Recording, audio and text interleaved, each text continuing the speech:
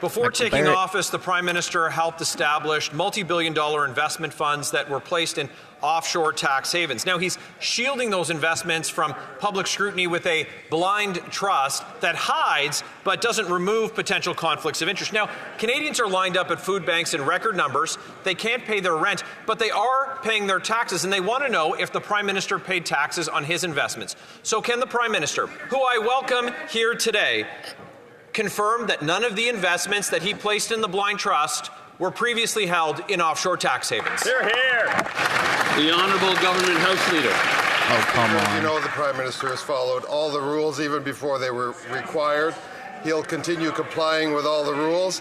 Opposition members like to distract Canadians with these hypotheticals and conjured scenarios. The fact is we have a Prime Minister, a new government, hard at work at creating opportunity for Canadians, the strongest economy in the G7, and reducing taxes. The opposition don't like that so much, so they dig dirt on day one. Shame on them, Mr. Speaker. We're going to continue our work. The Honourable Member for Leeds, Grenville, Thousand Islands, Rideau Lakes. Canadians don't want an explanation in how to bend over backwards to fit through ethical loopholes. They want to be reassured that after a decade of serial ethical law breaking, that they can have confidence that the Prime Minister is going above just the basic minimum standard. So the Prime Minister, again, who I welcome to the chamber, can he stand up and just assure Canadians that none of the funds that he had previously were held in offshore tax havens? And can he tell Canadians what those investments were in when he sat at his first cabinet meeting? The Honourable Government House Leader. Speaker, Canada has among the most stringent ethics guidelines in the world. The Prime Minister has complied with those ethics guidelines and surpassed the requirements contained in those ethics guidelines. What the Prime Minister is busy doing is not what this member is busy doing. What the Prime Minister is busy doing is creating opportunity for Canada, standing up in a trade war against the United States, reducing our taxes, building new homes, and creating the strongest economy in the G7. That's what we're up to. The Honourable Member for Mégantic-L'Érable, Lotbinière.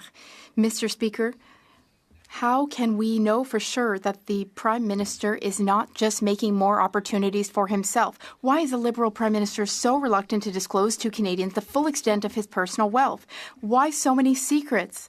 We know that just before becoming Prime Minister, he set up, for his company, Brookfield, 2 multi-billion-dollar funds in notorious known tax havens so that the company wouldn't have to pay taxes in Canada. Can the Prime Minister confirm here and now that he has no assets and no financial interests in offshore tax havens? Leader du gouvernement. The Honourable Government House Leader. Mr. Speaker, it didn't take long for the Conservative question period machine to run out of material. What we're doing is creating jobs, creating a strong economy, standing strong against the United States. The Prime Minister exceeds all the requirements of the Code of Ethics, which is the most demanding of all of its kind in the world. The Conservatives, Mr. Speaker, they love to dig for dirt. Meanwhile, on this side of the House, we are creating opportunities for Canadians. The Honourable Member for Mégantic-L'Érable, Lotbinière. Well, it didn't take the Liberal government long to start doing things the exact same way that the last Liberal government did. Here's the truth. The Liberal Prime Minister seems to be taking his sweet time covering up his conflicts of interests before opening his books to Canadians. One of his first decisions as Prime Minister was to transfer assets to a blind trust. And he claims that by magic, overnight, he will forget about all of his financial assets. As if the only ones who don't know are Canadians. Will the Prime Minister come clean and disclose all of his financial assets as well as the conflicts of interest held in his trust? Yes or no? We need an answer now. The Honourable Government House Leader.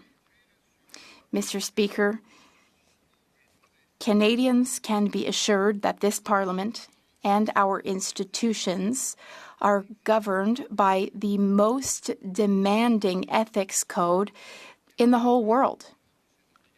The Prime Minister met and even surpassed all of the Code of Ethics' requirements. If the Conservatives want to carry on like this, digging for dirt, I think electors will be disgusted. Canadian voters want us to work for them. They don't want us here slinging mud at each other. The Honourable Member for Terrebonne.